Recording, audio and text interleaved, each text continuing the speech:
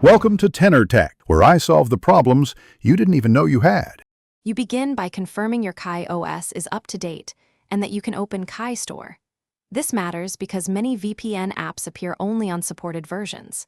Once done, enable Wi-Fi or mobile data and plug in or keep battery above 20% to avoid interruptions.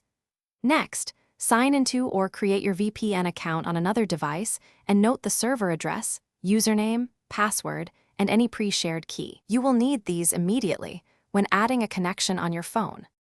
You now install or open the VPN app from Kai Store, or go to Settings, Network, VPN to add a connection profile.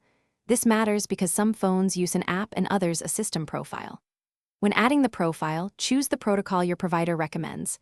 L2TP/ISEC for simpler setup or other supported types.